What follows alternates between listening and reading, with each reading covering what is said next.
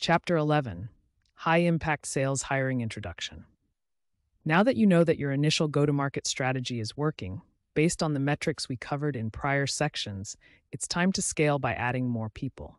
For good and for bad, the way that traditional SaaS sales organizations scale is by incrementally adding humans to execute the sales work. Calls, emails, demos, negotiation, closing that leads to revenue. On the one hand, this can be challenging because humans are complicated. It's difficult to make judgments about an unfamiliar person when hiring and later on when managing. On the other hand, if you get the right folks in-house, professionals who are hungry, intelligent, self-directed, and results-oriented, it can be magical, and not just for individual execution of calls, demos, and so forth. There's a rich get richer flywheel mechanism to sales hiring. High-quality folks produce high-quality work, leading to high-quality business outcomes, leading to a more engaging, rewarding work environment, leading to more high-quality employees and recruits. And the cycle reverberates throughout the company. Let's make sure this scenario applies to you. Starting to scale and the criticality of quality sales hiring. It's hard to overstate the importance of high-quality hiring in early-stage sales organizations that have hit the point of scaling. When you're taking a new solution to market, your biggest cost is opportunity cost. In a greenfield market, it's generally a land grab. Every week, you don't have that next market development rep calling against qualified accounts is a week your competitors have an advantage. And every week, you don't have that new account executive doing demos and closing business is a week that your competitors are doing their darndest to lock those customers in for good. Not to mention, if your startup is not yet profitable, it's a race against time before you run out of money. You need to quickly demonstrate sufficiently attractive metrics to raise funding. Conversely, bad sales hiring can be the death knell of an early-stage sales organization. The cost of a bad market development rep isn't the 3 months of salary before you fire him. It's the dozens of demos that a good hire, sitting in his seat, could have been setting, 20%, 30% of which would have turned into deals.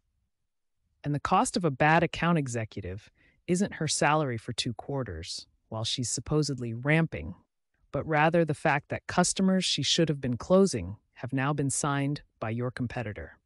Now their customer success org is getting those customers set up, locked in, and succeeding, so you're never going to get a shot at them again. Sales hiring is quite simply mission critical, and it's something you're going to have to get good at. I have zero doubt whatsoever that the ability to attract, hire, and onboard successful high-quality sales staff can be a monster competitive advantage that startups have against ossified incumbents, riddled with legacy sales staff with bad habits, poor technology usage, and massive layers of managerial overhead. So this isn't just a task to get done. It's an opportunity to pull further ahead. Again, SaaS sales organizations scale by adding more high-quality humans. So a core competency is going to be getting those folks on board in a repeatable, sustainable fashion. It's not really something you can have someone else figure out for you. You need to get your arms around it. In this chapter, we'll cover what you need to know to start growing your sales org, from hiring by specialty and specifying your hiring profile to identifying hiring sources for that profile, through screening and interviewing, all the way to closing candidates and understanding the basics of compensation plans. Scaling by specialization. As I've noted previously, a hallmark of a modern sales organization is specialization, which ultimately fosters greater expertise and efficiency in executing each step of the sales process. As you start to hire, then you should be thinking about what part of your sales process you're hiring to support. Generally speaking, given that a founder or product manager starts out doing both the market development activities of calling accounts and setting appointments with decision makers, alongside account executive activities like sales presentation, demo, negotiation, and closing, the first thing you'll need is market development help to load your calendar with appointments. Then, once your lead generation function is sufficiently ramped that your individual calendar is overloaded, that is, when you don't have enough time for sufficient down-funnel follow-up and closing conversations, it's time to add more account executives. Later, When you have enough customers approaching renewals, it's time to add account management functionality. Depending on the roles that you're hiring for, your approach may change at the margins, typically with more involved hiring processes for more senior roles, but the kernel will be largely the same. We'll start with the most general components, then move to the specifics of hiring for certain key roles. Determining your hiring profile: raw characteristics, professional characteristics, achievement characteristics, relationships, or hiring a Rolodex. Determining your hiring profile. To start, you should converge on your hiring profile. A hiring profile, not to be confused with a job description, is the set of characteristics that define your ideal hire, including both raw and professional characteristics. I started, grew, and refined the TalentBin sales organization and later extended that to a 1,000 plus person sales organization at Monster, all while working with other early and mid-stage sales organizations to help build or refine their sales orgs. Along the way, I've come to deeply believe that your sales staffing should be of the same quality as your engineering staffing, and thus your hiring methodology should reflect this. This flies in the face of decades of sales hiring theory, which has in large part treated a sales dude as a sales dude as a sales dude, fungible, coin-operated, cannon fodder infantry to march into the field. We'll talk about this more in the onboarding chapter as well. But the approach of hiring large numbers of sales staff that seem to meet a moderate bar, then firing them if they don't work out, is especially pernicious in an early-stage organization selling a high-innovation product. It may work for organizations that are trying to value engineer, hiring the lowest common denominator at a 30th percentile market cost in order to keep their cost of sales low.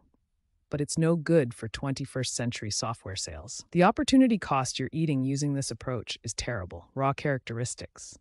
What I look for in potential sales staff and what I have coached others to hire for is high intellectual acumen, a high figure shit out quotient, practical, resourceful street smarts, and a high grinder quotient. Smart solutions require smart sales staff. Having the brains to quickly understand things is a prerequisite for understanding the dynamics of the market, the business models and economics of prospects, the existing solution ecosystem, the competitive landscape, and so on.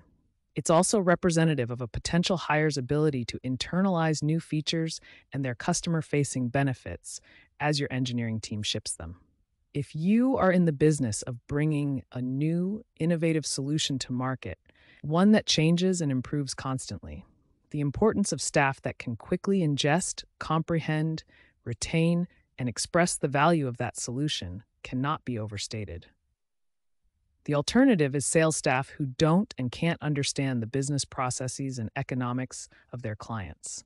Without that foundation, they can't position the positive impact of your solution, will not be facile with the market landscape, and will have difficulty expressing the value of new engineering efforts. You can probably see why I compared sales and engineering hiring above, because you can have the smartest, hardest shipping engineering and product organization in the world. But if the folks who take that to market can't do those efforts justice, you're screwed. And while intellectual acumen in your sales staff is required, it's not sufficient by itself. That intellectual horsepower needs to be leveraged by practicality and resourcefulness. For starters, analysis paralysis, that hair-twirling noodling you get from intelligence absent practicality, is anathema to the high-activity execution that is required for enterprise sales success.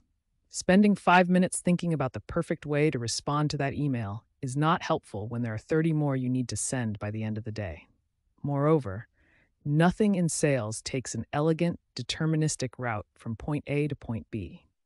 Every deal has twists and turns, so an ability to figure it out and do whatever it takes to get the ball across the goal line is paramount. The tooling will never be perfect. The decision makers will never fall into line the way you want. It is the role of the sales professional to figure out how to succeed in spite of that. So look for people who can just figure it out. Lastly, in enterprise sales, activity is king. And a lot of that activity isn't particularly fun. Making 80 phone calls a day isn't pleasant. Getting shot down on the phone isn't either. Doing 5 demos back to back is actually physically taxing effort. Sitting down and ripping through dozens of emails as you clear a pipeline is boring. And all of these activities are certainly less fun than checking out what's happening on Facebook, Twitter, or Instagram, or chatting with colleagues, or mindlessly responding to colleague-facing email. But those unpleasant tasks are all important for sales success. The staff who will be able to thrive in this sort of environment have what I like to refer to as high grinder quotient, or the ability to work through large amounts of not terribly pleasant work because they know that it's important for their success. You want to select for sales staff that can comprehend the space in which they operate and where your solution fits in. Constantly update that mental model as both the space and your solution evolve, and resourcefully execute at a high tempo. I've boiled it down for myself to a sort of cheat sheet of the leading indicators of these characteristics. Smarts. The best way to get smart sales staff is through referral by people whose judgment you trust. That's why proactive referral recruiting can be so helpful, and we'll get to that in a few pages. You understand the judgment of the referrer, and they have inside information on the person they're referring, but you don't always have that insight. Failing that, college can be a helpful indicator. Top and second-tier colleges, like first and second-tier private schools, UC schools, other top state schools, e.g. University of Washington, University of Oregon, etc., allow you to draft off of someone else's authentication. In order to be admitted to these schools, graduates had not only solid acumen scores, SATs, ACTs, but also a pattern of academic achievement to meet GPA requirements. Both are good leading indicators. By no means is alma mater a sufficient indicator for an automatic hire, nor is the absence of a top school an automatic disqualifier. This should be considered as just one term in a scoring algorithm. Beyond just school, look for a historical pattern of achievement academically, professionally, and with respect to extracurriculars. All of these will be good leading indicators. Resourcefulness. Look for patterns of having figured things out in the past too. What does that look like? It could be a history of starting businesses, clever hacks, or creative shortcuts of some sort or another, or meaningful hobbies with a progression of excellence. Sports participation is often a great indicator of resourcefulness as well. Candidates paying their way through college is another great example, as are decisions to move great distances to do something. Competitiveness. Competition is an intrinsic part of sales, and there is no better way to look for a competitive streak than prior sports activity. This is especially true of multi-sport athletes who have engaged in competitive athletics from an early age, through high school, or better yet, college. High-end musical or academic competition is also a good indicator. Coachability. Sales reps will not be perfect when they start selling your product, and there is little worse than reps who think they know what they're doing, actually don't, and won't take coaching to improve, preferring to throw leads in the dumpster. Usually, the only solution is letting them go and eating the associated opportunity cost. But this scenario can usually be avoided, and learning curves can be compressed by hiring sales reps who have experience taking coaching. Competitive athletics, or anything that involves taking coaching in pursuit of the correct way of doing things, are a great leading indicator here. Likability, charisma, and leadership. While being a persuasive and smart salesperson is required in early stage, there's nothing like pure likability, charisma, and leadership ability to give reps a tailwind. Look for leadership positions within teams, clubs, and service organizations, and prior experience winning elections as leading indicators of likability and charisma. Detail orientation. The stereotype of the charismatic, slick sales rep exists for a reason. Sales is about people and persuasion.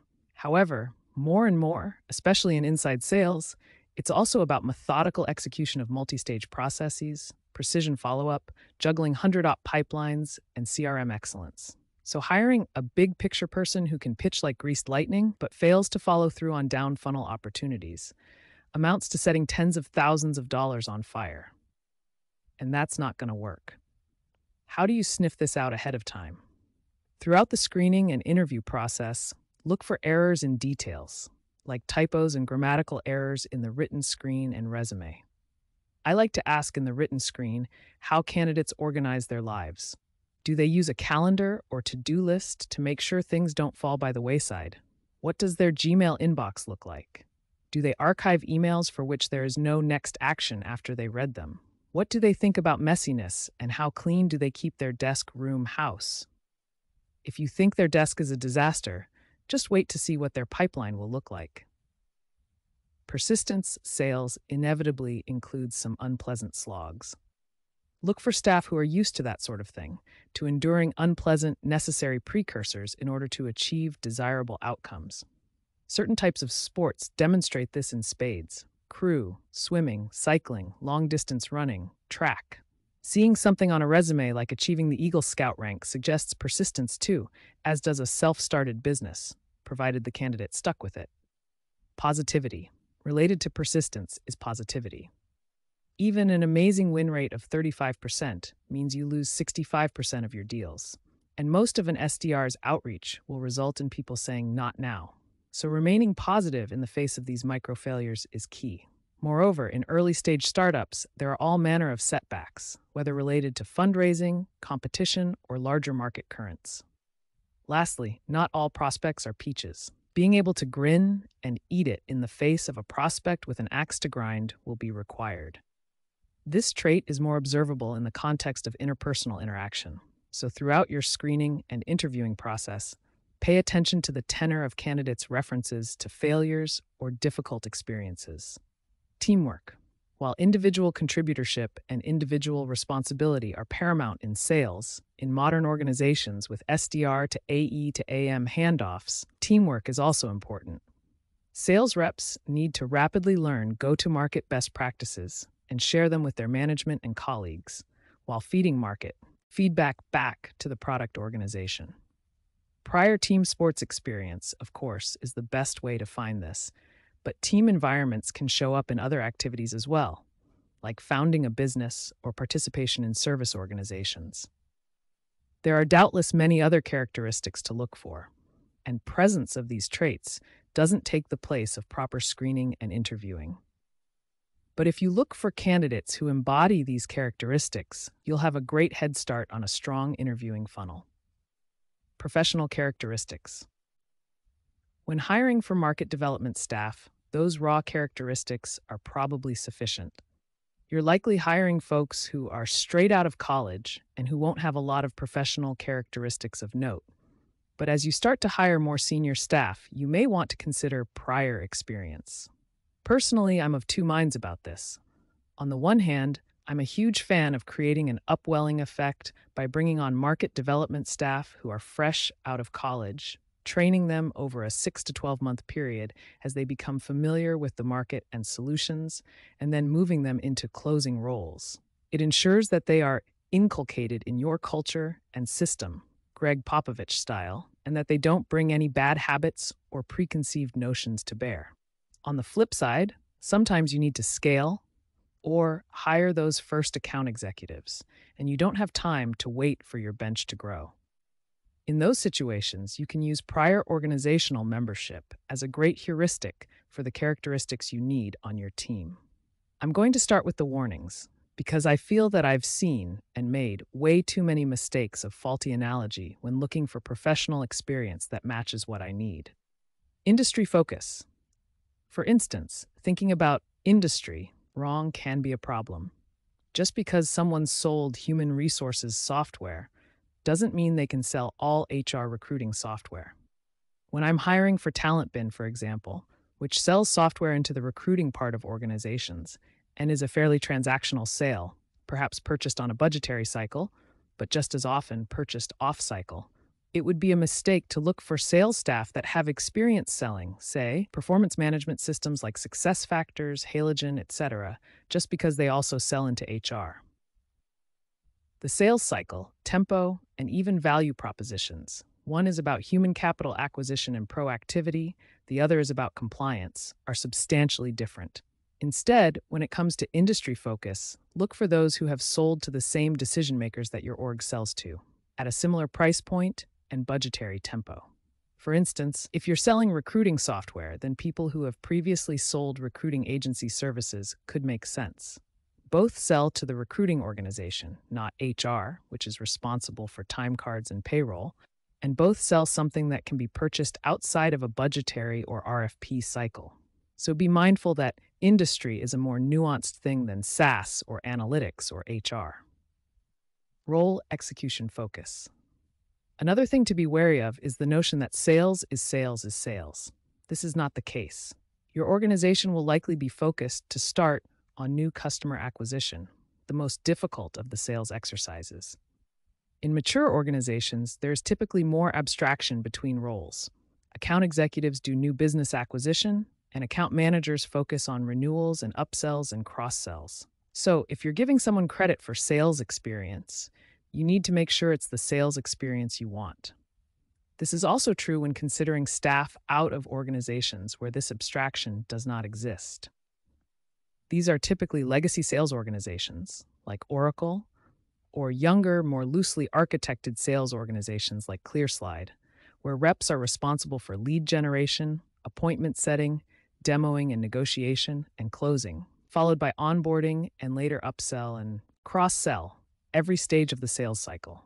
Because the focus of these reps is so heavily split, they may have only a fraction of the necessary experience compared to someone who has been focused exclusively on new business acquisition. Be sure to consider this. Sales cycle tempo mismatch. Ignoring sales cycle tempo can be problematic too. If your solution is one that requires a long sales cycle, herding many decision makers and influencers to an eventual conclusion, then hiring folks who are used to one-call closes, or at most 15-day sales cycles, can be a problem. They won't have the cat herding experience and will have muscle memory of high-volume, rapid-fire engagement to work against. It's the same on the inverse. If your solution has a more transactional, quick-hit sales cycle with a lower average contract value, hire for the activity required for that. Lots of interaction with disparate clients, high volumes of demos on a weekly basis, and management of a pipeline of many smaller deals. Someone who has years of experience shepherding more complicated, slower-moving deals, where a pipeline has a much smaller set of larger opportunities requiring less disparate activity, will have a lot of baked-in muscle memory to unwind to have success in your solution's deal cycle. This isn't to say that either of these tempos is better than the other. It's just that they need to be in alignment with the tempo of your solution's sales cycle, something that you should have a pretty good handle on, since you've been doing it yourself. So be mindful of this. Industry bellwethers. Similarly, be wary of pulling staff out of the standard industry bellwethers, the monoliths of your space that you're looking to steal share from. The challenge with these sales reps is that they've been selling behind established brands, working with established marketing organizations that drive lead generation, and handling existing contracts that are on renewal cruise control. All of these benefits will be non-existent in your organization. So if the old saying is no one ever got fired for buying IBM, then the corollary is an IBM sales rep probably won't crush it selling a no-name startup solution. So if you're a new payroll industry entrant, former ADP people may not be a great idea. Or if you're a new recruiting solution, be wary of senior sales executives out of a career builder, Monster, or even LinkedIn. Anyone who has become baked into the budget and will expect clients to take their meetings and the renewal to show up on time with a bow on it. Moreover, the older the sales organization and the longer the rep in question has been there, the more likely it is they have adopted ineffective legacy behaviors from that organization. For instance, most older sales organizations have poor sales technology adoption practices. They have legacy CRM systems that are hard to use, and thus, reps and managers grow complicit in avoiding them. Sadly, this leads to a culture of CRM disuse, which in turn leads to a culture of low transparency and low accountability, which leads to low execution and excuse-making. In lieu of technical adoption, there will likely be less efficient process workarounds to paper over the gap, like time-consuming weekly meetings and line-level managers who spend their time on sales calls alongside their staff. Unfortunately, this consumes time that leaders should instead use on higher-value activities. Consuming information from sales leadership, product marketing, and product management and distributing it to their team, or monitoring CRM metrics to spot issues as they show up in the data. Poor technical adoption also tends to foster bad email behavior, like CCing management on every action, because there is no trust in the CRM. That quickly leads to overflowing email inboxes that crowd out actually valuable information, like new product releases, marketing collateral, and so on. All of these expectations and behaviors can be very hard to unwind, so be aware of that when considering staff out of organizations that meet these criteria. But there is a caveat when it comes to more junior staff. Many of these industry bellwethers have the infrastructure to support solid sales training programs and to instrument good sales behaviors, like high calling and emailing activity. So looking there for junior sales staff, like market development reps, who are ready to move on to a closing role could make sense. And laggy promotion timelines in these larger orgs can end up leaving staff who are ready for the next step languishing 6 months or longer beyond when they became capable for that step.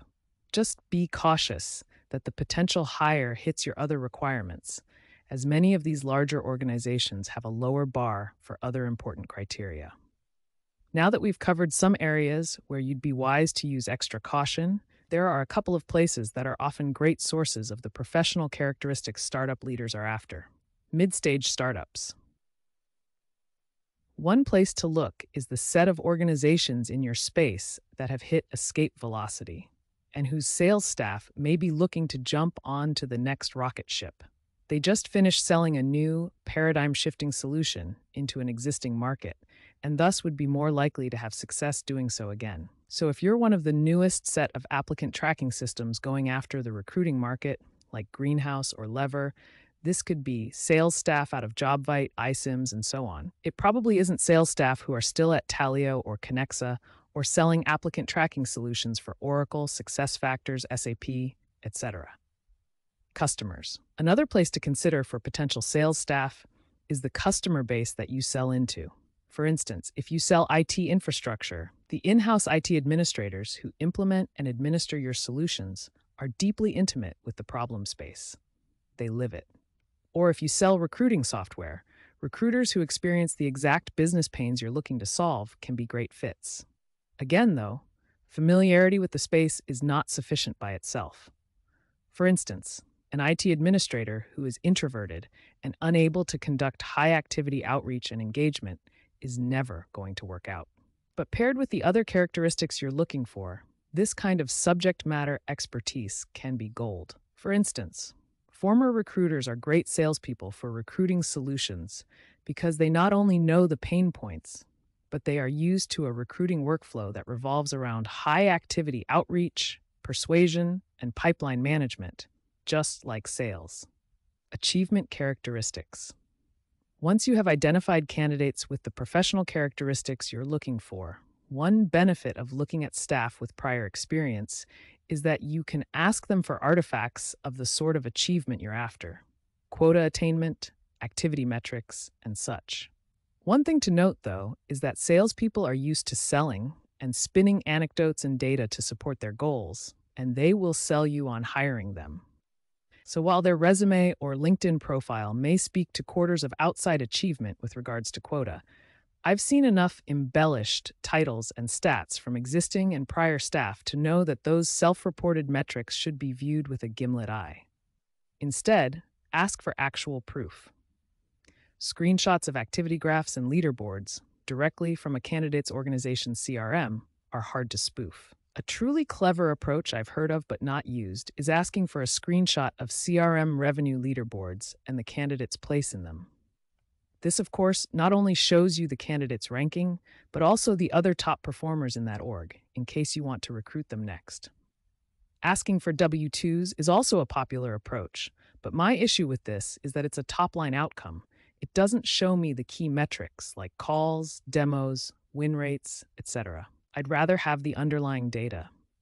But generally speaking, something is better than nothing, and something that comes from a third-party source is certainly better than something that is essentially marketing collateral, i.e. the candidate's resume and LinkedIn profile.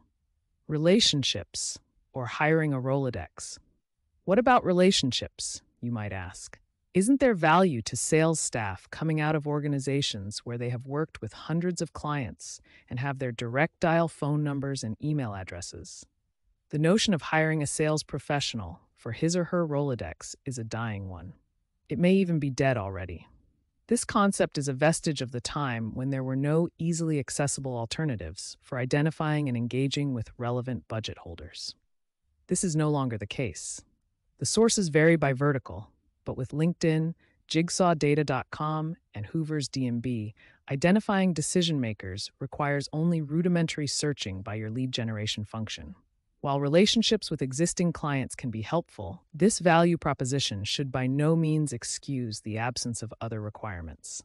There is no reason for you to hire someone who fails your other criteria in order to access their Rolodex.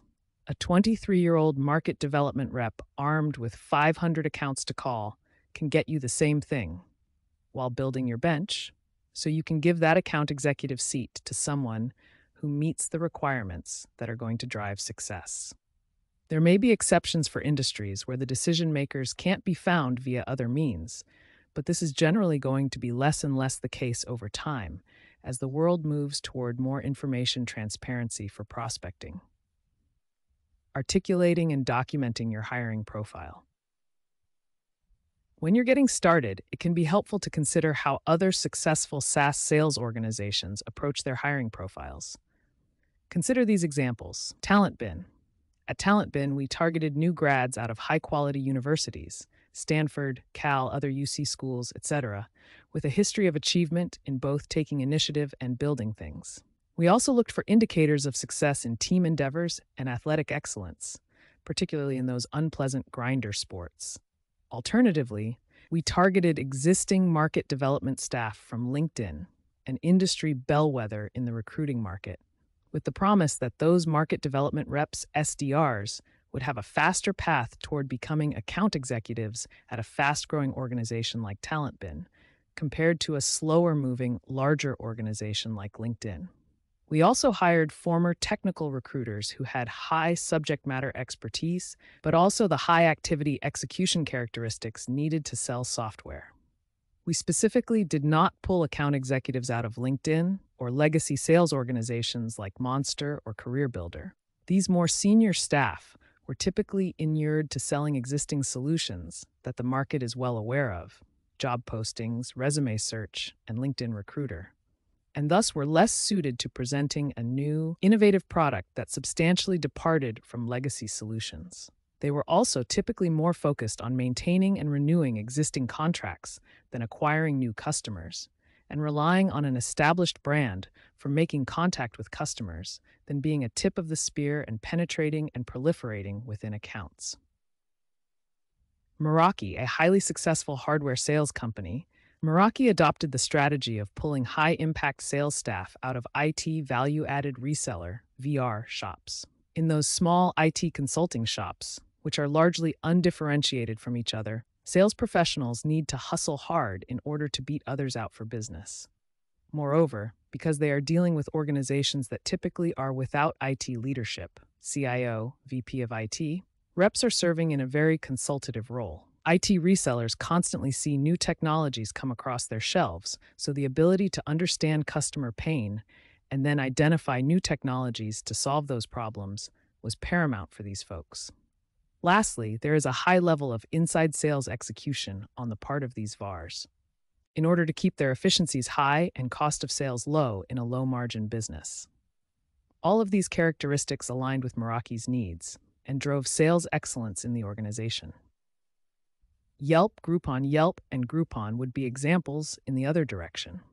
Because of low average contract values, a massive market of hundreds of thousands of small to mid-size accounts, and a relatively uncomplicated value proposition, their sales teams are architected for extremely high activity in support of a fairly transactional sales cycle. This means lots of junior go-getters, fresh out of college and willing to make hundreds of calls a day, looping across thousands of accounts. And while having intimacy with the local merchant's business pains is helpful, because of the fairly straightforward sales being proposed, reps aren't required to have a high level of selling expertise or technical acumen. unlike a Meraki, LinkedIn, TalentBin, etc. Thus, the hiring profile is one of scale and cost reduction. Junior staff straight out of college are less costly than more senior staff. When you look at the talent pools that both Yelp and Groupon have tapped into, it's recent grads out of second-tier regional colleges with lots of graduate volume, particularly in humanities, communications, and business majors. In the case of Yelp, for their Tempe call center, that's Arizona State University. Or for their San Francisco sales center, it's San Francisco State, San Jose State, UCSB, etc.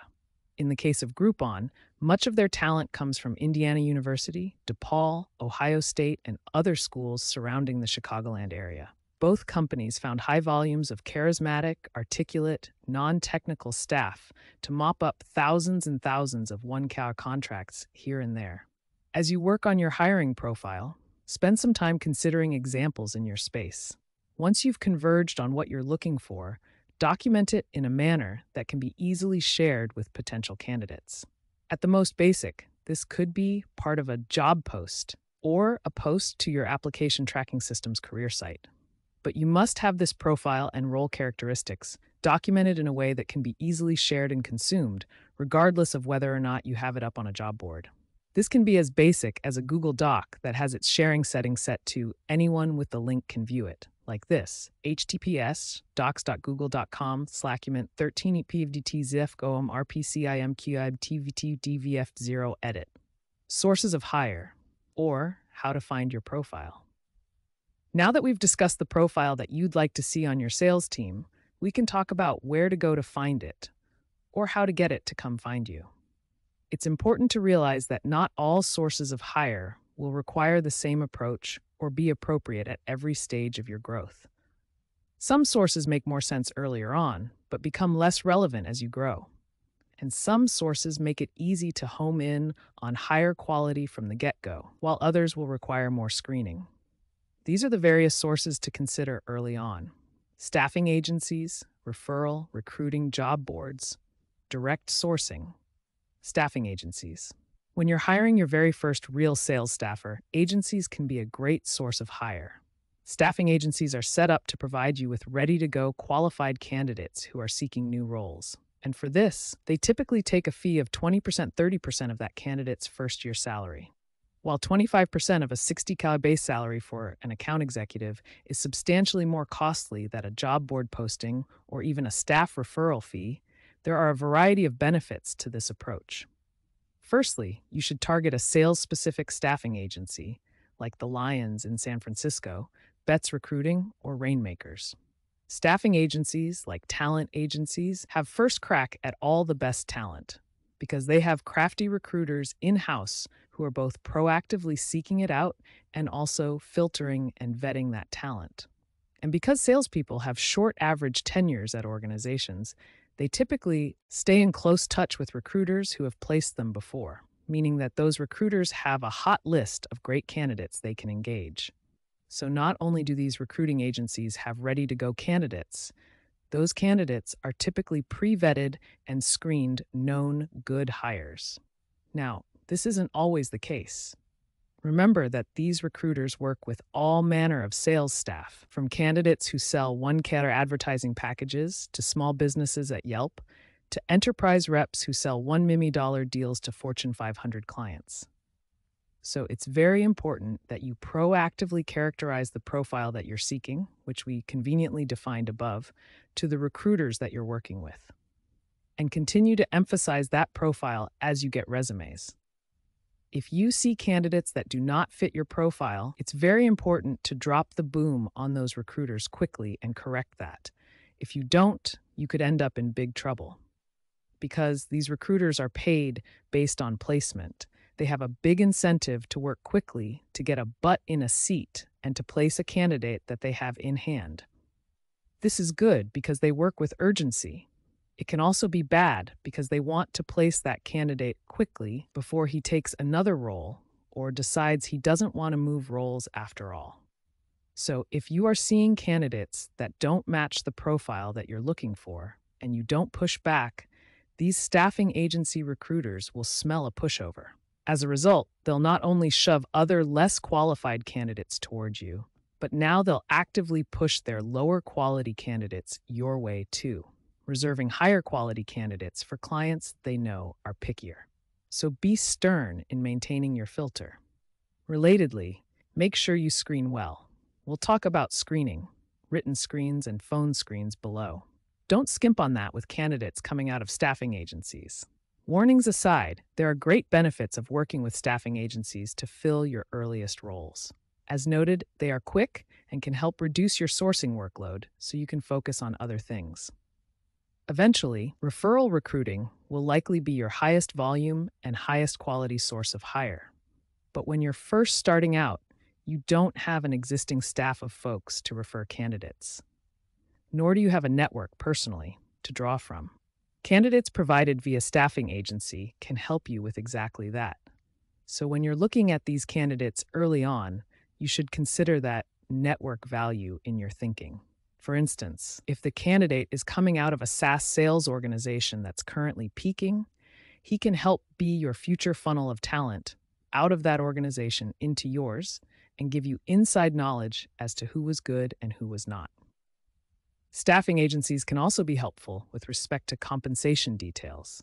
On the one hand, they have an incentive to enlarge any compensation offer to a candidate they place, since they are looking at a 25% piece of whatever incremental money is paid. On the other hand, they have extremely accurate state-of-the-market compensation information for the candidates they are placing, knowing both candidates' current salaries and the offers made to those they've placed. There are a number of other things to be mindful of when working with staffing agencies. One is to not skimp when it comes to negotiating fees. While it may be tempting to try to get that agency down to 20% or 17.5% of first-year compensation for their fee, what you're actually doing is setting up an incentive for them to only show you candidates that they don't think they can place with other clients paying full freight. And given the opportunity cost of an unfilled or poorly filled sales position, this sort of savings can end up being extremely costly. However, what you can sometimes negotiate is a biannual or quarterly payment plan on your hires, which will help lessen the impact on your cash flow. Another trick is to not work with too many agencies concurrently. Again, these recruiters are motivated, so if you have 3 or 4 agencies sending you resumes, you'll quickly be overwhelmed. I find that 1 or 2 is usually enough. It can be helpful to let them both know that you're working with another agency as well. It adds some additional motivation. I learned a trick for constraining resume overload from the CEO of Pure Storage. 1 in, 1 out. That is, tell the agency recruiters that you're working with that you will only take 1 resume at a time, and that they cannot send you another one before you have given the thumbs up or down. This creates a helpful incentive, wherein the recruiter has to be mindful of sending you the best fits for the job and the highest quality staff first, lest you get turned off by bad resumes and don't respond. This cuts down on the incentive to test you with a lower quality candidate to see if you might take them off their hands.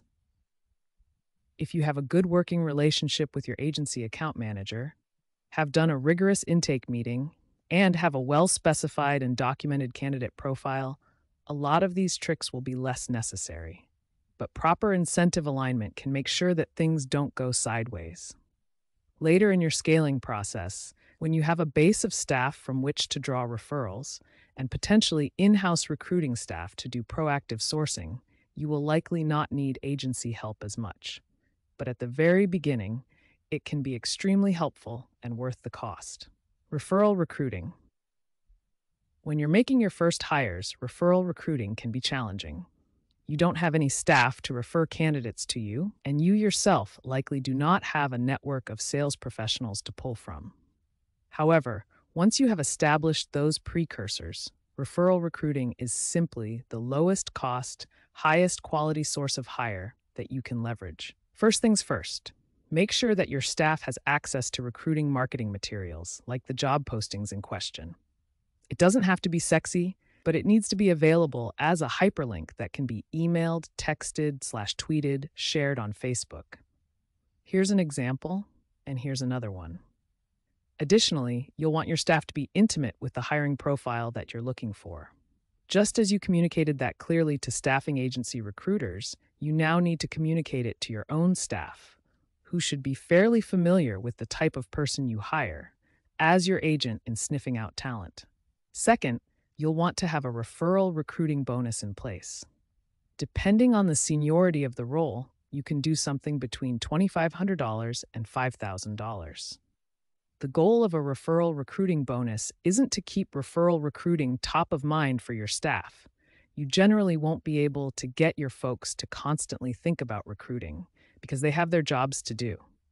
That will have to be your job. However, the referral bonus is there so that when someone does fall into the lap of one of your team members, they'll work hard to get that candidate across the line. Lastly, and requiring the most amount of labor, is the recurring activity of both reminding your staff about your hiring needs and engaging in proactive referral recruiting activity.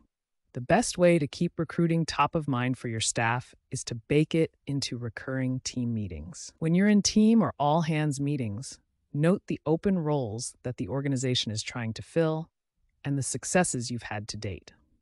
When it comes to proactive referral recruiting, though, it's going to take some more elbow grease. I wrote an article in the first round review about proactive referral recruiting. The long and short of it is that sitting down with your staff, walking through their LinkedIn and Facebook connections, flagging those who fit your hiring profile, is a great way to create a lead list of potential candidates and fill your hiring funnel. When you have successes via referral recruiting, spread them around. Make sure that everyone knows that this approach works, that the best hires come from this source, and that you too can get a nice referral bonus check for helping out. Even though your quality of candidate will likely be the highest coming from referrals, in that your staff will implement a good filter, it's still important to maintain the level of screening discussed below. And at the same time, you'll want to provide a feedback loop to the staff who refer people. If a candidate ends up not being a fit, it's important to express why so that your staff can get better at referring good fits. Feedback also ensures that your staff knows that you are executing on their referrals, even if it didn't end up in a hire this time. Job boards. Job boards get a lot of crap. The primary ding against them is that because the candidates on job boards are looking, they must not be any good. If they were, they'd be promoted and happy in their existing organizations. There is some truth to this. There will be candidates that come through postings who are lower quality or less apt to fit your profile. But that doesn't mean that all candidates that come through postings will be a poor fit. It just means your signal-to-noise ratio may be noisier than it is with referral recruiting or direct sourcing. However, sales professionals are active networkers, career-minded, and riser-oriented. They are typically on the lookout for good options, so even the best staff can have an eye open for their next opportunities. Couple this with the fact that the candidates on job boards are active candidates. They are actively seeking new roles, and job boards can be a high-velocity source of candidate flow for your sales hiring. The one thing that you will have to be particularly mindful of is screening. There is no filter on candidates who apply from your job board posting, so you'll have to have a screening mindset from the very beginning to ensure that you don't chew up unnecessary time running poorly qualified candidates through a time-consuming interview process. Even as you write your job ad, using the hiring profile you've documented, you should be clear about what your requireds and nice-to-haves are. You can even make it clear what your screening and functional interviewing, mock pitches, etc. process is, both to excite those who are eager to tackle a challenge, the folks you're looking for, and to proactively turn away those who are turned off by that sort of legwork. Depending on what the candidate flow looks like from a job board, you may have to tune your postings. For instance, if you aren't getting enough candidates, you may need to dial back the commentary on screening rigor. If you are getting a large number of unqualified candidates, you may have to dial it up to dissuade those folks from applying and crafting up your candidate flow. Generally speaking, if you're getting a dozen or so good quality resumes per week from a posting, that's a good rate of candidate flow. Direct sourcing. Direct sourcing is the process by which you use candidate databases, like resume databases, professional social networks like LinkedIn, or talent search engines like TalentBin, to search out and proactively qualify potential candidates, and then reach out to those that look like they could match your profile. On the one hand, direct sourcing is great because you can find exactly those candidates that have the characteristics that you're looking for and not waste time on potentially unqualified inbound applications that don't match your profile. On the other hand, it takes a substantial amount of work, and the potential candidates that you're sourcing may not be looking for a role, known in recruiting parlance as passive candidates. Not only do you have to search out relevant candidates in the talent pools you're sourcing from, say LinkedIn, you have to build a lead list and reach out to those potential candidates. Sound like sales? Good catch. It is. As such, be mindful of the labor requirements for this sort of exercise. At the earliest stages of your hiring ramp, when you don't have a recruiter on hand to assist you, you may be better off sticking to staffing agencies, referral recruiting, and job postings. Read more on stage-appropriate recruiter usage in this article I wrote in the first round review. However, if you do decide that you want to allocate a few dozen hours to a passive candidate sourcing campaign, these are some things to think about. Unlike software engineering, design, or product professionals who don't spend much time proactively on LinkedIn, salespeople are on LinkedIn constantly. They use LinkedIn for prospecting and learning about their prospects. They spend almost as much time there as they do in their CRM and email. For that reason, they tend to have extremely up-to-date and well-embellished LinkedIn profiles, often with direct contact information. This is a boon to you as a direct sourcer because you can use the criteria we established above, company membership, role execution focus/title, and so on, as search criteria so that only those who match those criteria are returned in search results. Effectively, you can screen via search query. You will likely have to pay for one of LinkedIn's premium products, but you won't need the top-of-the-line LinkedIn Recruiter. And if you tune your search queries correctly, you'll cut your searches down substantially so that you get under any results limits that a cheaper version of LinkedIn imposes. For example, don't just search for sales, San Francisco Bay Area. Instead, use a combination of specific titles and companies of interest for something like this: market development, or sales development, or business development rep, or business development representative, and LinkedIn, or simply hired, or Indeed, or Box, or Salesforce. And don't forget your industry's acronyms. These reps are just as likely to turn up by searching SDR, or BDR. Contacting these candidates shouldn't be hard. While LinkedIn provides in-mail access for a fee, and sales professionals will see their inbound LinkedIn messages, because they're strong LinkedIn users, in-mails are generally a contact vector of last resort. Email and phone is preferable. Again, because salespeople know that prospects are often looking at their profiles, they will merchandise their work email and phone. Because salespeople are typically open to new opportunities, everything's for sale for a price, right? They'll often post their personal email and cell phone too. Make use of that in your outreach. It will make you more efficient and raise your contact rates. While you are able to hone your searches and qualification criteria more minutely in this fashion, these folks are often not actively looking for a role and may have less motivation to jump through screening hoops. This does not mean that you should not screen them. Instead, this may require a sell, screen, sell approach. That is, you will have to start the conversation in a selling mode, getting the candidate excited about the role and the opportunity until they say, "Yes, I would like to go through an interview process." At that point, you should run them through the same screening and interview process you'd use with any candidate. There are a lot of really bad salespeople at industry bellwethers who would jump at the opportunity to work at an exciting startup, but who turn out to be absolutely terrible and just haven't yet been flushed out of their organization. I can't tell you how many LinkedIn AEs failed our basic written screen at TalentBin. Typos, grammatical errors, the works. Do you want that person to be your first line of offense with clients? Don't be the place to which they jump before being pushed. Screening, interviewing, and closing a new hire. While sourcing for the top of your hiring funnel can stock your pipeline with higher probability candidates, your screening, interviewing, and closing process is what will maximize your conversion of these potential hires. I find that a lot of organizations don't know what they're looking to achieve in the screening and interviewing part of the hiring funnel. I boil it down as this: screening and interviewing process exists to authenticate that would-be candidates have the characteristics required for success in your sales org. Authentication is the key.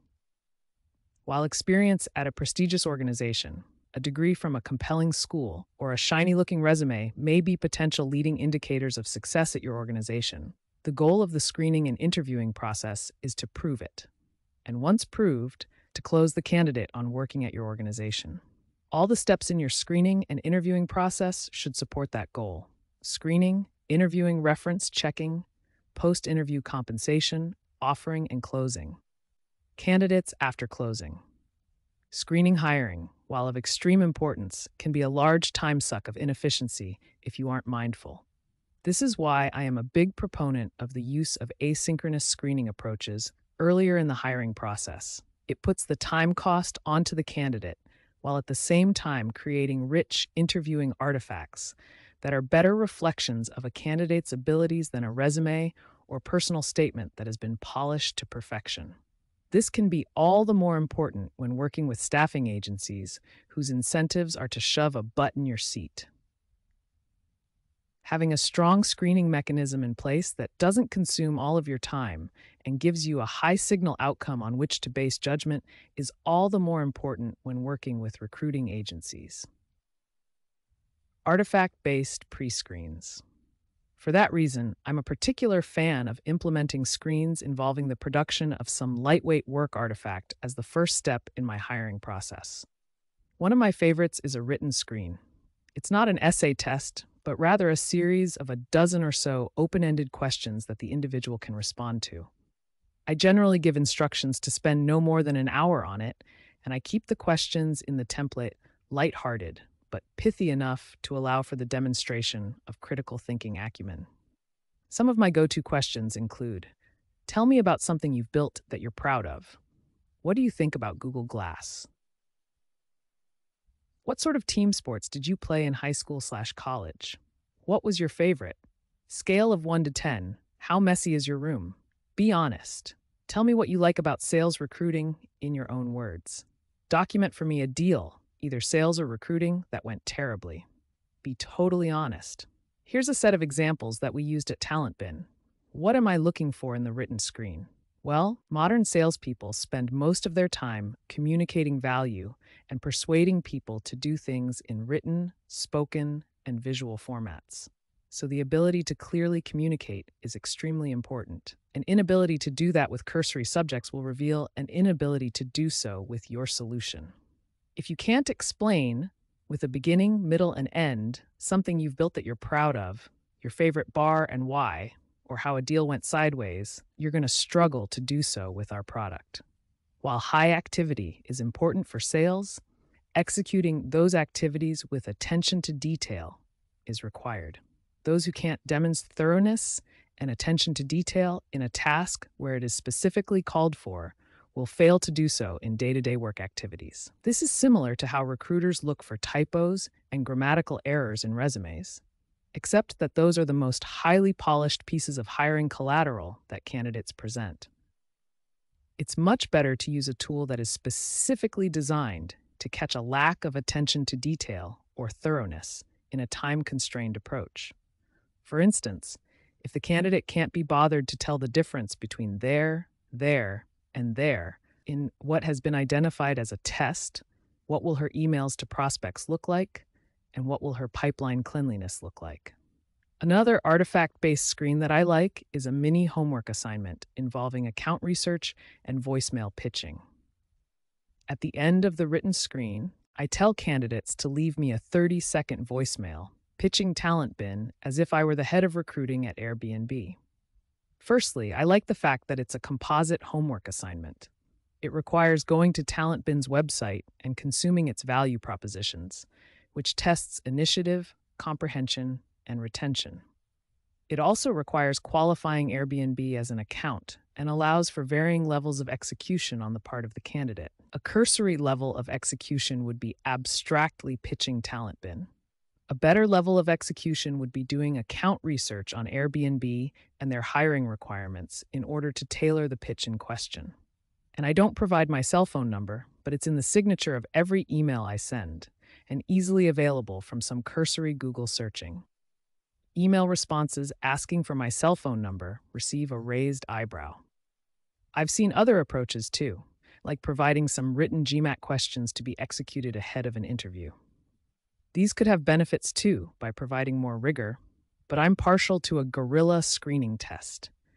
Its less than rigorous outward appearance invites the candidate to act in a way that comes naturally to them, which is I want to surface.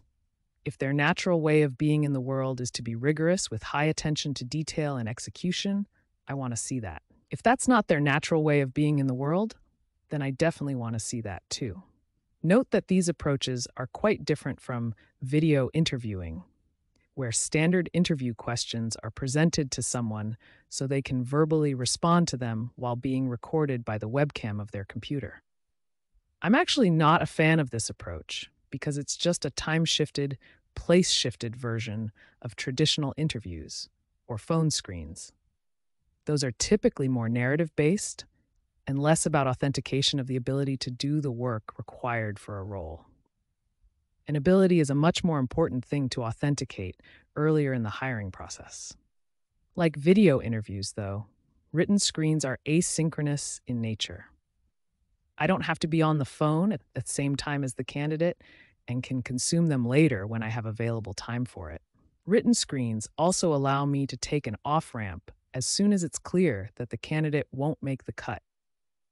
If the first couple questions make it clear to me that this is someone who doesn't have the requisite written communication skills or attention to detail to succeed in our sales organization, I can stop and tell the candidate that while I appreciated their effort, it's not going to make sense to proceed at this time. Contrast this to the traditional approach of setting up a 15 to 30-minute phone screen that requires synchronizing calendars and synchronous communication, which is valuable, but for more nuanced judgments. And let's be honest, it's more difficult to extricate oneself from a phone screen that has gone sideways after 5 or 10 minutes. It's just human nature to play it out.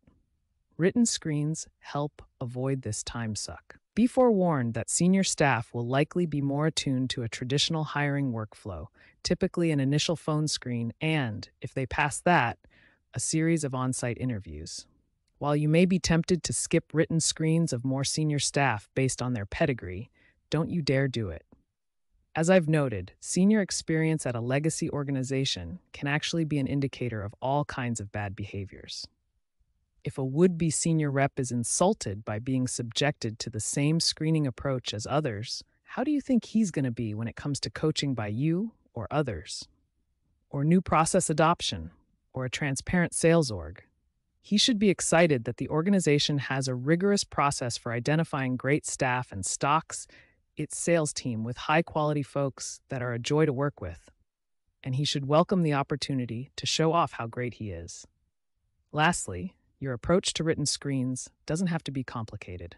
Our organization, both sales and customer success, uses a templated Google Doc that gets forked, make a copy of, and shared with the candidate in question. We give them editorial rights and instruct them to execute it at their convenience and email us when they're done. The time savings and insights that are surfaced through the use of written screens in sales hiring can't be overstated. Phone screen. While written screens can be great for efficiently qualifying, disqualifying sales candidates, phone screening can be used to authenticate more nuanced parts of the profile that you're looking for. While it's not the same level of clarity that you'll get in a mock pitch, more on that later, or in-person interview, a 30-minute phone screen can be helpful for understanding if this person really has the characteristics that were highlighted in their profile. Resume, LinkedIn profile, etc., and demonstrated in their written screen. For instance, I like to use this opportunity to authenticate the intellectual acumen part of the profile that I look for. Specifically, with respect to sales staff, I like to talk about funnel optimization and leverage by asking the candidate to take me through a lead generation and sales funnel that they're familiar with.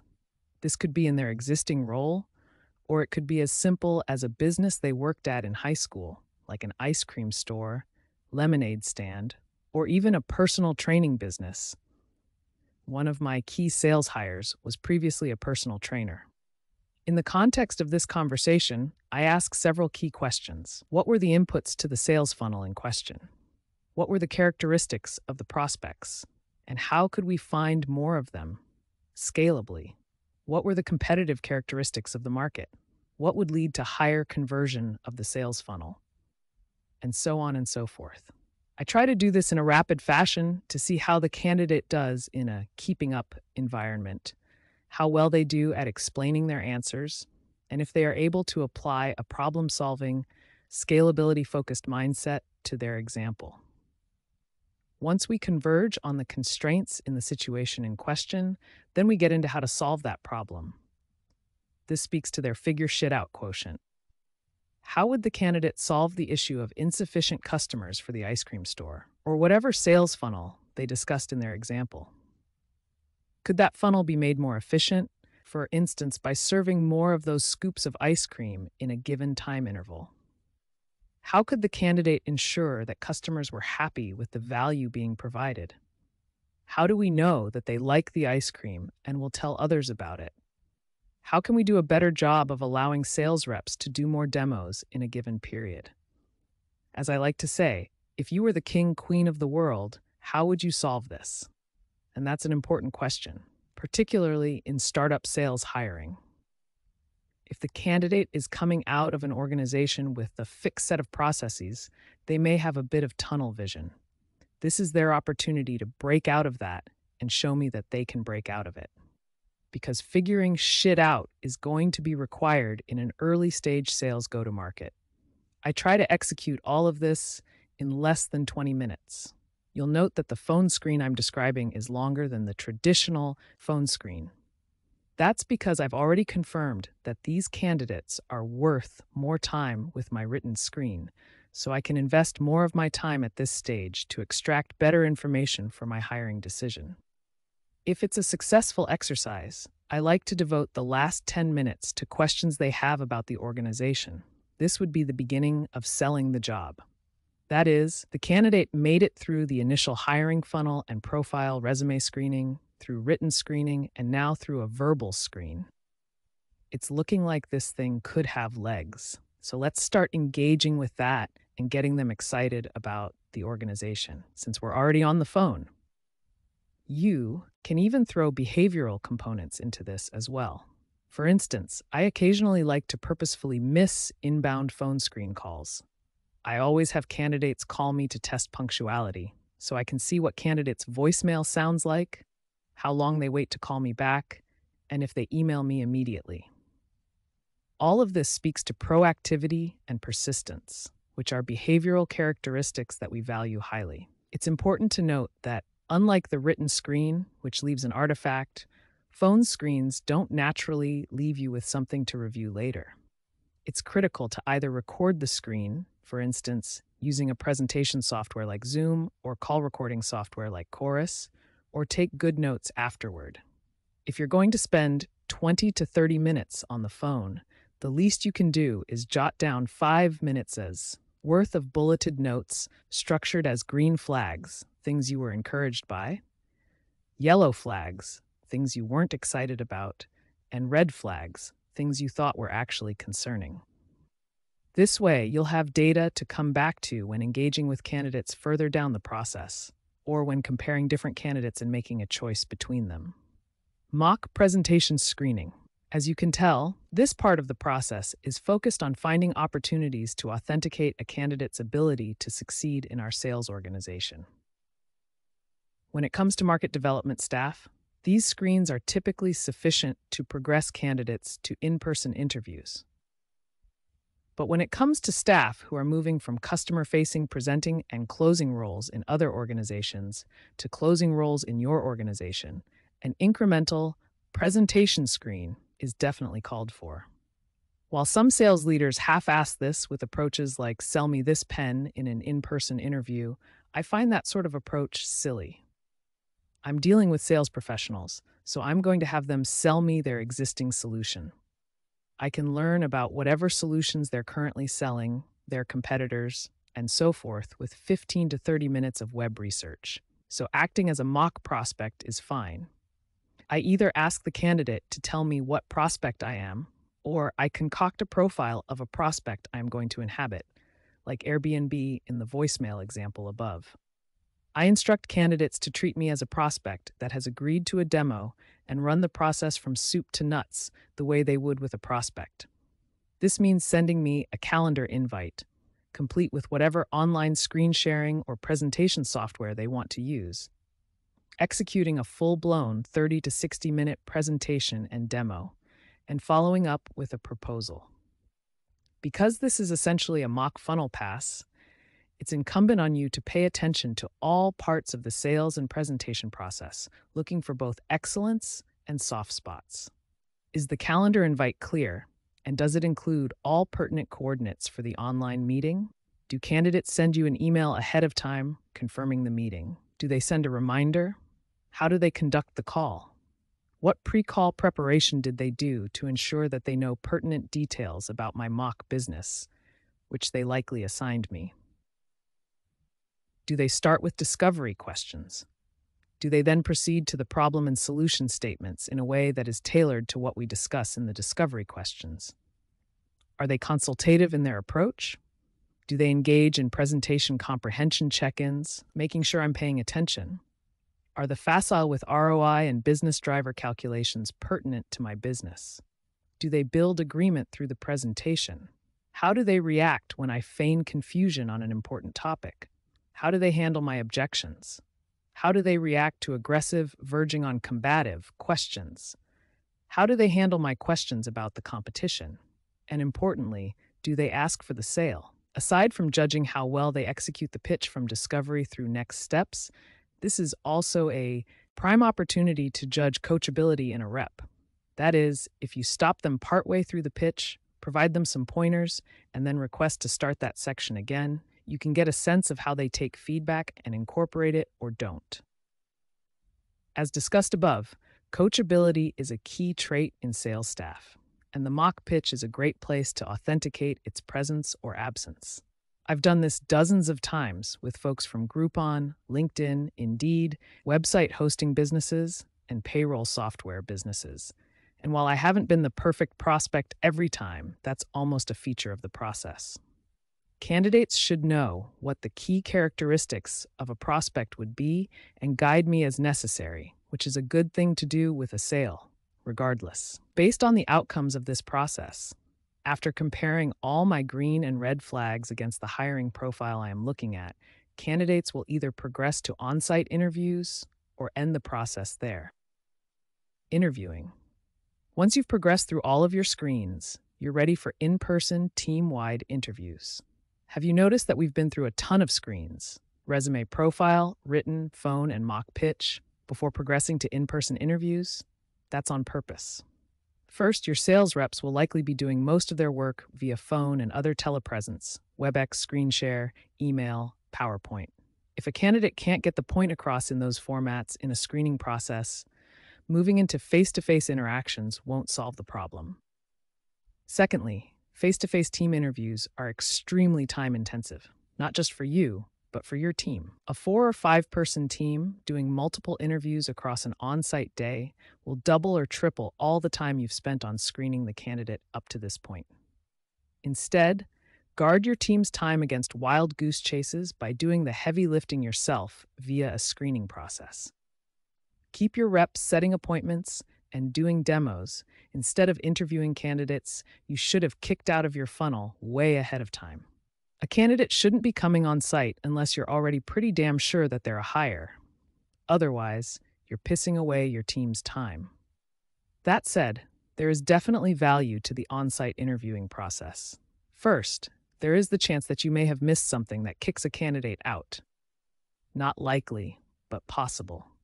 Secondly, and more important, is the opportunity to get your team's perspective and build consensus among the team about the validity of the hire. If you are running an organization that is highly mission driven, passionate, and bought in, they're going to want to feel a candidate out themselves. Of course, you should remind your team of the rigorous screening process that candidate has already passed and that you feel that they meet the bar of the team. But folks will still want to road test the potential hire. Team interviews. You should have specific goals for every staff member assisting in the interview process. For instance, in our rep hiring process at TalentBin, we have one of our reps who's particularly expert in recruiting interview on recruiting understanding and acumen. We have our sales ops lead interview on tooling adoption and technology understanding, and we have one of our most socially attuned reps interview on team culture fit.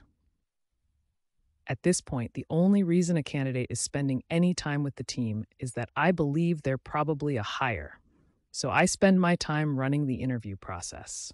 In my allocated interview segment, I ratchet up the selling part of hiring, answering questions and articulating very directly the organization's and the sales team's culture. What's okay and what's not okay. It isn't enough for each part of your hiring team to know what they're interviewing for, though.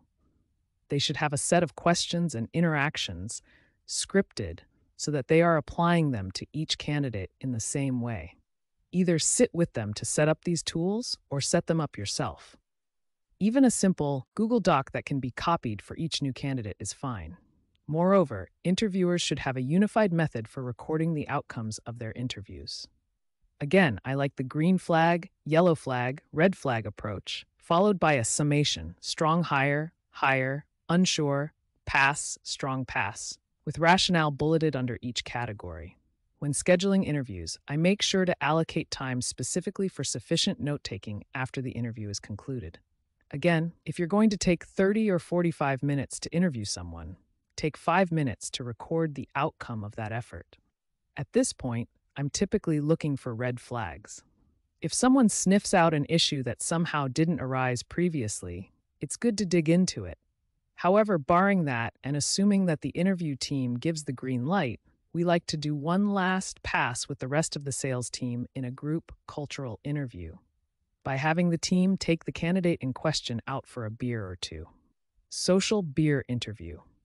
A beer interview could be a coffee interview if you prefer, but let's be honest, this is sales, serves a few purposes. First, it allows the broader team, outside just the interview team, to interact with the candidate, looking for cultural fit and potential red flags. But it does so in a way that is far more time efficient than giving each person a 30-minute session. It also allows the staff to share their experience with the candidate, further establishing the norms of the sales organization in the eyes of the candidate, who, if they don't like it, can self-select out. And it allows the candidate to ask more candid questions in the context of a social atmosphere. This usually helps cement a feeling of transparency, so the candidate can believe what I and others in the organization have been telling her. Lastly, and these are partially closing tactics, I get to leverage our high-quality staff, who are great to be around, as a fringe benefit of being in our organization, and start building a sense of camaraderie. That can help in the offering process if there are compensation sticking points or it's a competitive offer situation. As with all parts of the interview process, outcomes should be documented. In this case, I require all participants, and who doesn't want a beer or two on the boss's dime and the chance to meet the new potential teammate, to give me their feedback in the standard green, yellow, red flag and summary format. Again, I'm mainly looking for red flags from the staff here. Based on the outcomes of the event, we'll either offboard the candidate or move toward offering them a role. Deciding between multiple candidates. Ideally, you should be running a parallel process with multiple candidates to fill the roles that you have open, and biasing toward filling your pipeline to ensure full classes of staff to onboard. As a result, especially if you do a good job of filtration at the top of the funnel, you may end up with more candidates making it through the bottom of the hiring funnel than headcount allotted. So, how do you choose? Well, the good news with sales in an early stage environment is that it's all largely greenfield. On balance, it's far worse to have accounts going uncalled than extra salespeople who may initially consume salary but then quickly become value positive. That is, if you've done a good job of filtration and later do a good job of onboarding, and you have sufficient customer lead generation, even your silver medalists in the hiring process should be revenue positive in short order. So if you have extra folks who make it through the funnel and they meet your bar, hire them. More rainmakers are a good thing. They might even buy you some shiny new engineers. Reference checking. Once you've decided that you want to move forward and have compensation largely agreed, this could come before that step too, but often candidates want to know what their offered compensation is before they will entertain an offer. You'll want to do some reference checking. There are two types of reference checks: provided reference and back channel references. Both can be helpful, but need to be approached differently. In the first case, the candidate is going to provide the references, so you know they're going to be good. The challenge here can be pulling signal out of those references. All references are going to be loath to provide anything in writing, but you can usually get folks to hop on the phone for a chat. My favorite approach there is typically asking something along the lines of, on a scale of 1 to 10, how highly would you recommend the candidate? At this point, they're going to drop an 8, 9, or 10 on you. If lower, wow, you need to find out why. I let them chat a little bit about all the great things the candidate did, etc., and then go for the good information by asking, what would need to do to become a 10? This is where can you often get improvement areas surfaced that otherwise would never be talked about. This isn't saying that these will be kick-out questions, but it's good information to have. The second type of reference is a back channel reference. That is, finding a reference that is jointly known by you or someone on your team and the candidate who can provide back-channel information that either validates or potentially discounts what you've learned in the interviewing process. The best way to do this is to look for shared LinkedIn and Facebook connections between you and the candidate or people on your team and the candidate, and then look for folks who are closer to you and your team than to the candidate. That is, they aren't in his back pocket, per se. This can sometimes be a crapshoot, and there may not be any, but if you can find one or more, it can help provide more signal to validate your existing decision. These type of references can be extremely helpful, as they may surface potential knockouts that the candidate-provided references have been pre-vetted to hide. Other approaches where you have more than a few references can involve trying to divine patterns through multiple conversations. That is, if you ask, what are the top 3 characteristics of the candidate to 4 people, you'll start seeing patterns emerge. And if none of those characteristics include those that the candidate has positioned to you as being key reason to hire him, that's a potential flag. Further, if the candidate has cited any particularly large projects or wins, and those don't show up without prompting, that might be a yellow flag. Again, the goal here isn't malevolent or to gotcha the candidate, but simply to validate our decision to move forward and make sure we have all available information to support that. Post-interview. The purpose of screens and interviews is to authenticate that a candidate has the characteristics and skills to do the job and will fit within the culture of your organization. Once you've done that, step on the gas, fast. The sort of high-quality staff you're recruiting will not be on the market for long. And much like a sales deal, there is a tempo and momentum to hiring. If you let that excitement start to cool off, it will make things much harder for you. You will lose that candidate to another opportunity, and none of the work that you did to authenticate them will be recoverable. Dilly-dallying sets the hard work you've done on fire, and it will create questions in the mind of your team. If you can't close a candidate, should they still be working here? So stop agonizing, Hamlet, and get this show on the road. If you're not sure, on the other hand, then pass. If there's doubt, there is no doubt, is a helpful way to think about it. Move on to the rest of your pipeline, where you can find someone that you're truly excited about. This is why recruiting, like sales, tends to be a volume game. If it's a bad deal, close it and move on. The hire doesn't represent just the hire and their salary expense. You will be investing substantial time and energy onboarding him. He will be looked at by his colleagues as a reflection of what is deemed valid in your sales culture. You will be filling his pipeline with valid ops and giving him bluebird deals. If you're not sure that the candidate in front of you is worth that investment, then pull the ripcord. Trust your process and know that you will find those who are worth the investment. Compensation. When making an offer, compensation will be a key part of your discussion. Firstly, you need to know what you're paying. You can't make this crucial decision based on whatever a candidate asks for or has earned previously. The better way to think about this is that there is a market for the sort of labor that you need, with an associated market rate.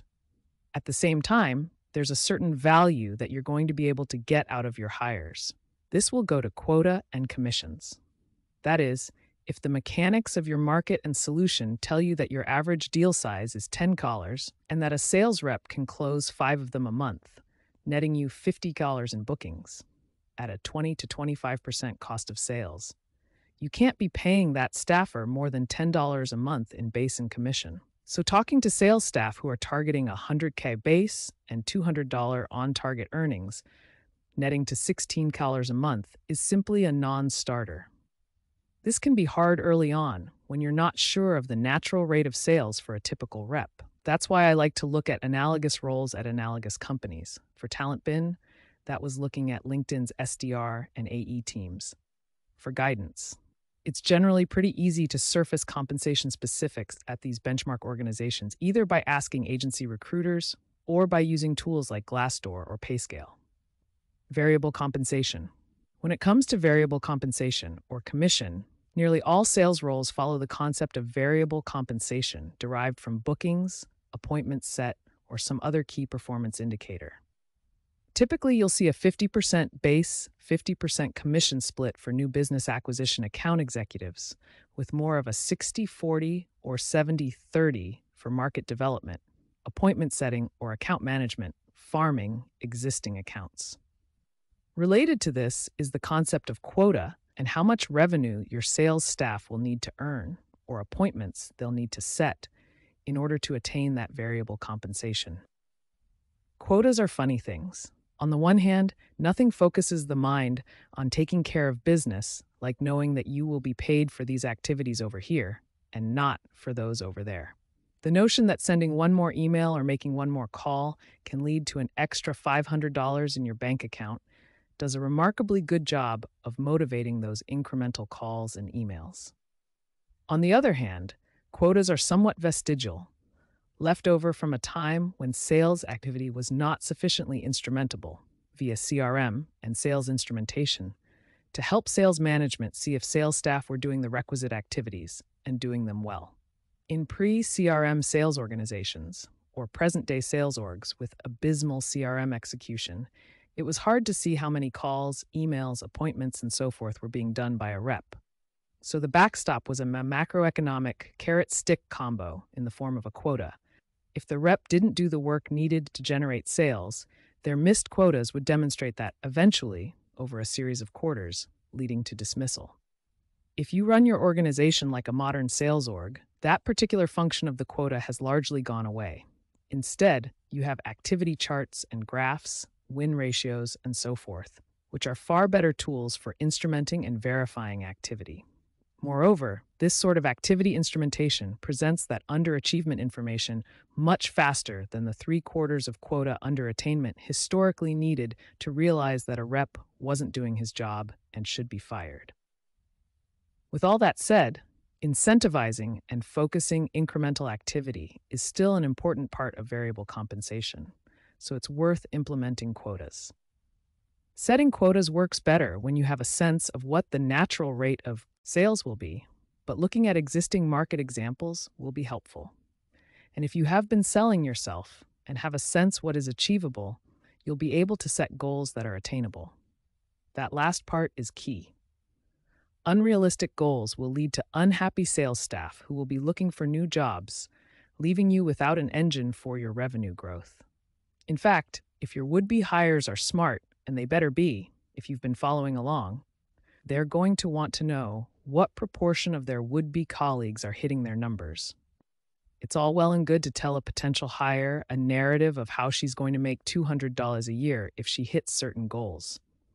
But if she digs in and no one is attaining those goals, you're going to lose that hire, and likely your existing staff.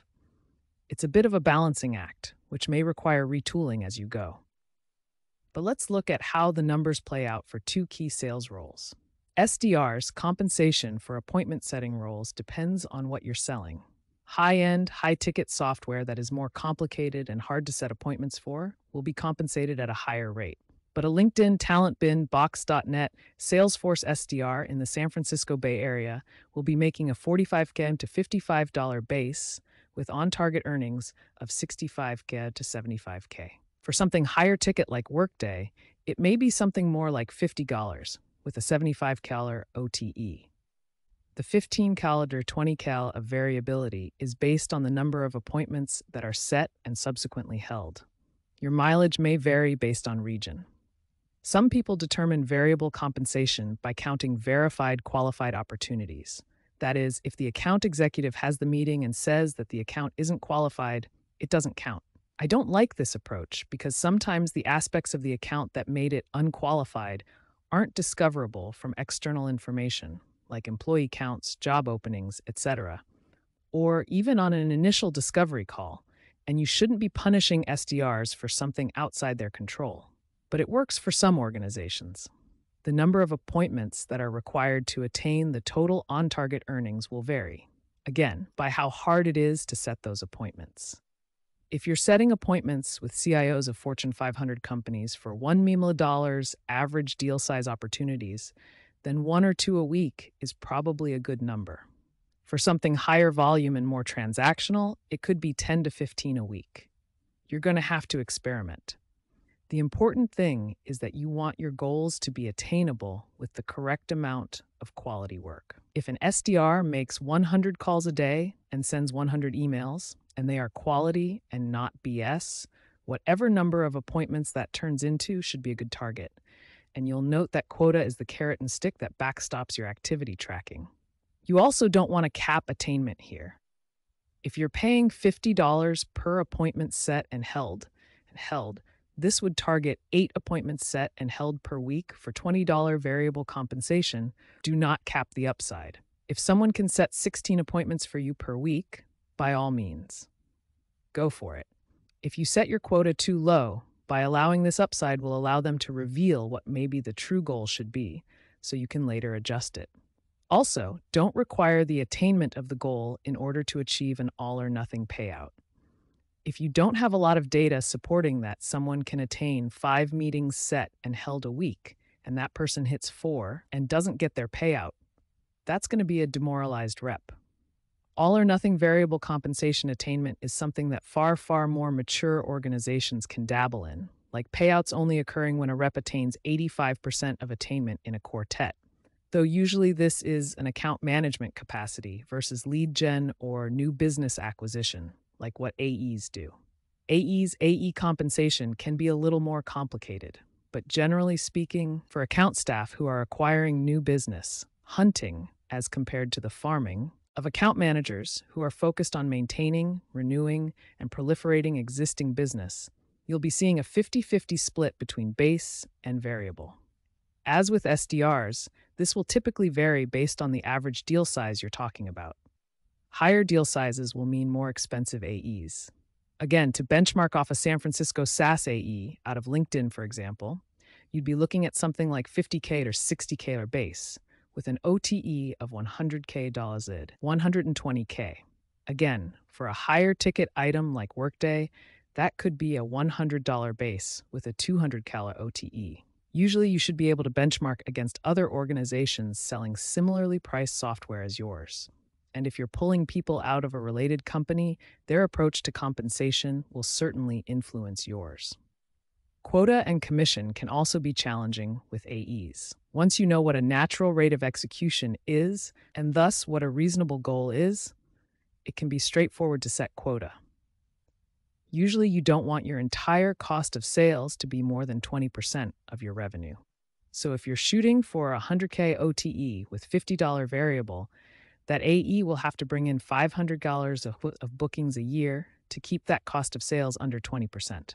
That would mean that a commission rate of 10% would be fine in this situation, and you'd expect $42 of bookings a month, or else the rep would be let go. However, it's important that those numbers are clearly attainable, and job candidates will want to know that they're attainable.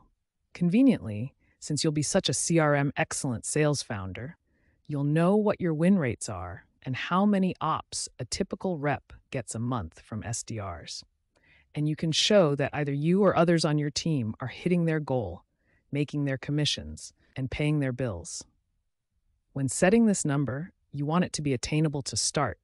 So look at how much you were able to sell in a given interval of time, what your win rate was on new demos and such, and then figure out what you think that someone whose full-time job is just doing demos and closing deals should be able to do.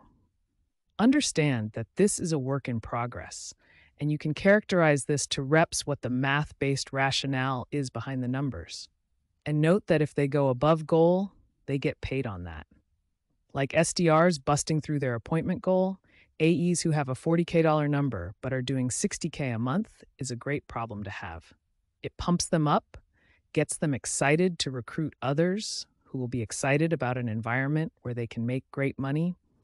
And later on, you can choose to raise the goal to be in line with this natural rate of selling once you have more data from more staff. If you can, you'll want to pay commissions on cash in the door, not bookings that then get collected over time. If your reps can sell a $10 deal for a year and have that cash paid up front, that's great for your cash position. So if you make it clear that you pay commission when the cash comes in the door, that will create an extra bit of focus for those AEs to sell those types of deals and not let customers negotiate for quarterly payments. There's another approach popularized by Jason Lemkin, founder of EchoSign, who likes to hedge against potential low performers and bad hires by pushing the risk onto the rep. That is, he suggests allowing reps to make very strong upside when they execute well, provided they have covered their own costs. More on that here. The broad strokes look like this. Offer a competitive base, say $4 per month, or whatever the best alternative is at a comparable company. The only wrinkle here is that reps don't start making commission until they cover their own cost. That is, they have to bring in $5, or whatever 125% of base is, to cover benefits before there is any commission. Then, once they cover that, pay 2x the commission. That is, instead of paying 10% of a deal, push the entire 20% cost of sales to the rep. And there's one accelerator. Pay 25% for cash upfront. This creates a large incentive for reps to do upfront deals. Because cash is king when you're a startup, it's money you don't need to take from a VC. Importantly, though, you only pay that commission upon receipt of cash, not signing of the contract. You don't want to be cutting a $10 check to a rep for a $50 deal that is paid quarterly. He gets his 20% of each paid installment. And if the account becomes a bad debt, that's on him. Since a lot of this is a work in progress at this stage, you want to keep things flexible. And typically, you want to be understanding and generous with your reps. Early on, you may have to get pulled into closing calls to be the big fricking deal. Just because you're helping out doesn't mean the rep should get paid less on the deal. Or if a company goes out of business and doesn't pay the second part of their biannual build contract, just pay the commission. As long as you have money to support it, don't put acts of God onto the rep's shoulders. However, you structure your compensation. It's important to have a unified plan that is based on market comps and the economics of your business, not gut feel. Typically, I prefer to discuss compensation with staff after concluding the interview process that authenticates them as someone we would actually want to hire. If it shows up earlier than that via candidate proactivity, I like to articulate that we pay competitive market compensation for the well-defined roles we hire for, but that we'll dig into specifics after it's clear that it's a fit on both sides, from both a competency and cultural fit standpoint. Equity. Part of the attraction of working at early-stage companies is the opportunity for equity upside in the event of an exit. This is typically a meaningful portion of the compensation of engineering and other non-sales staff. With sales, it can be more mixed. Generally speaking, sales is compensated with cash commensurate to the amount of revenue that is acquired. That said, there is value to instilling an ownership mindset in your staff. Again, you can use market comps for this, but equity for sales staff will generally be substantially lower than for engineering or product staff. Depending on the stage of the organization, a few basis points of ownership vested over 4 years is fair. For management, charged with building an organization, this can be more generous. But the goal of sales is that the compensation you pull from your role is tied to the revenue attainment value you bring to the organization. Eat what you kill. Offering and closing candidates. In terms of offering and closing candidates, I find a two-step process helpful. A verbal offer via phone, followed by a formal offer letter once I know the hire is interested in progressing. With the verbal piece, when you've concluded whether this is someone you want to bring on board, email to let the candidate know you'd like to get on the phone to discuss outcomes. When you're on the phone, let him know the result, whether you've chosen to proceed or not. If you're electing not to proceed, just say that the team conversed and concluded that it wasn't a fit. Unfortunately, in this litigious world, you don't want to get deeper than that for fear that it might come back to bite you. So even if the candidate tries to dig in for more information, politely let him know that you appreciated his time, but that the conclusion when weighing input from all stakeholders was that it wasn't going to be a fit. If you are proceeding, the approach I recommend is to let the candidate know that people were positive on him and that you'd like to proceed with an offer if he's going to accept it. This would be the point at which you would discuss compensation, and I like to proactively state what we pay and the rationale associated with it. Some like to see if they can get a deal and ask candidates what they are looking for first. But I find that this starts a conversation that isn't principles-based and grounded in the economics of the business. Also, if you are scaling many market development reps or account executive roles, consistency in compensation will prevent the cultural discord that can come from having varying compensation for folks executing the same role. Besides, your variable compensation helps ensure that everyone is compensated fairly for outcomes. If you've done a good job on the interview process up to this point, and your team left the candidate fired up to work with a bunch of great folks, he will hop right on it. In that case, you can proceed to discussing start dates and then send over an offer letter. Other times, the candidate may want to mull over the offer before agreeing, or may come back with a counteroffer. That's fine as well, but I generally prefer to get verbal agreement before sending over an offer letter for digital signature. I would prefer that the offer letter not be used as leverage against a current employer to drive a counteroffer or a competing offer from another suitor organization. I simply say, I only want to send over an offer letter if you're going to sign it, so will you accept this offer when I present it? When it comes to negotiation, I generally prefer not to do it. If the compensation being offered is principles-based and backed by strong market comp and business economics rationale, then I prefer to state why an offer is fair. There is a large supply of qualified sales professionals in the market, and the potential issues that substantial compensation variation introduces aren't worth making an exception. With that said, if there is back and forth, you can make sure to sell other parts of the role as well: personal development, the opportunity for career progression, and if needed, you can put a role and salary review on the books 6 months out from start. All of these are levers that can help you close a candidate, even as you want to hold the line with sales compensation plans that are consistent and principled. After closing, once you've got a signed offer in hand, move as quickly as possible to generate and maintain momentum. Try not to leave too much time between when the offer is signed and the start date. After so much time investment, you don't want second thoughts to creep in. Furthermore, try to target starting classes of staff together. More on this in the sales onboarding chapter, but having 3, 4, 5 SDRs or AEs starting together offers all kinds of benefits. Use whatever time you have, though, to set your inbound hires up for a successful start.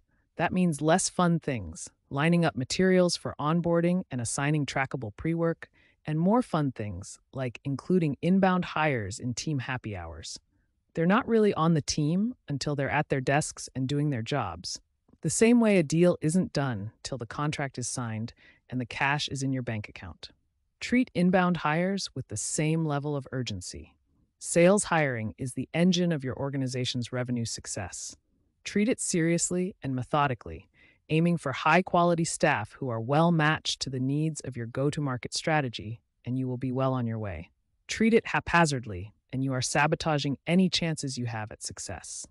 Further reading, more on general sales hiring principles in hiring, onboarding, and ramping salespeople and the sales acceleration formula. More on sales development hiring in leading sales development and the sales development